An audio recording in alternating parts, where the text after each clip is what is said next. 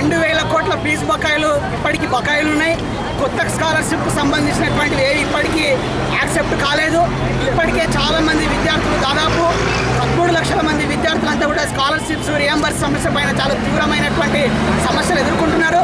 తెలంగాణ రాష్ట్రం కోసం ఏ విద్యార్థి లోకం అయితే తీవ్రంగా శ్రమించిందో, తీవ్రంగా ఉద్యమాలు చేసిందో ఆ విద్యార్థి లోకం మొత్తం కూడా ఈరోజు చాలా కష్ట నష్టాలు భరిస్తూ ఉంది. స్కాలర్షిప్స్ లేక, రియంబర్స్మెంట్ లేక తమ చదువుల్ని మొత్తం కూడా మధ్యలో ఆపేయాల్సినటువంటి స్థితి నెలకొంది. కాబట్టి ప్రగతిశీల ప్రజాస్వామ్య విద్యార్థి సంఘం PDSగా మేము ఈరోజు ఒకటే డిమాండ్ చేస్తున్నాం ప్రభుత్వానికి.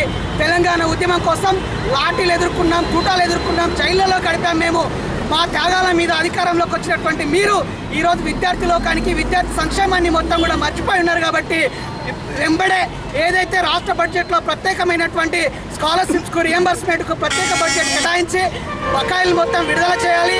అదేవిధంగా కొత్త స్కాలర్షిప్స్ దరఖాస్తులు వెంటనే స్వీకరించాలని కూడా ఈ సందర్భంగా డిమాండ్ చేస్తూ ఉన్నాం. లేని పక్షంలో రాష్ట్ర వ్యాప్తంగా విద్యార్థి లోకాన్ని కూడగట్టి పెద్ద ఎత్తున ఉద్యమాలకు సిద్ధంగా అవుతామని కూడా ఈ సందర్భంగా రాష్ట్ర ప్రభుత్వానికి డిమాండ్ చేస్తూ ఉన్నాం. Rajender, PDS principal general secretary. ఈరోజు పెండింగ్లో ఉన్న స్కాలర్షిప్లు కానీ, ఫీ రియంబర్స్మెంట్ కానీ విడుదల చేయలేదు ప్రభుత్వం. వెంటనే విడుదల చేయాలని PDSగా మేము డిమాండ్ చేస్తున్నాము. అంతేకాదు, ఇలా పెండింగ్లో పెట్టడం వల్ల స్కాలర్షిప్లు బడుగు బలహీన వర్గాలకి చెందిన పేద పిల్లలు రోడ్లపైకి ఎక్కే అవకాశం ఉంది, రోడ్లపైన పడే అవకాశం ఉంది. అంతేకాదు, ఇలా స్కాలర్షిప్లు, ఫీ రియంబర్స్మెంట్ పెండింగ్ పెట్టడం వల్ల బీటెక్ కంప్లీట్ చేసిన విద్యార్థులు మాస్టర్స్లో చేరాలన్నా, ఇంటర్ కంప్లీట్ చేసిన విద్యార్థులు బీటెక్లో చేరాలన్నా మాకు సర్టిఫికెట్లు ఇవ్వని పరిస్థితి ఈ కాలేజ్లలో ఉంది.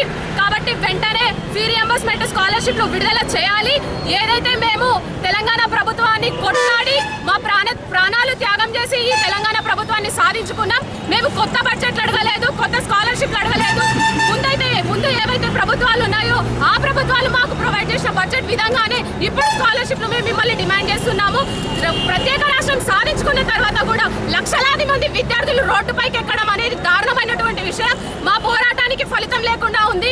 ఈ రోజు మా ప్రాణత్యాగాల వల్ల, మా గొడవల వల్లనే గద్దెకెక్కిన కేసీఆర్ విద్యార్థి రంగాన్ని పట్టించుకోవట్లేదు. లక్షల మంది విద్యార్థులు రోడ్డునెక్కినా కానీ నిమ్మకు నీరెత్తని విధంగా ఈ ప్రభుత్వం వ్యవహరిస్తుంది. కాబట్టి వెంటనే స్కాలర్షిప్లు, ఫీ రియంబర్స్మెంట్ విడుదల చేయకపోతే పెద్ద ఎత్తున ఉద్యమిస్తామని PDSగా తెలియజేస్తున్నాం.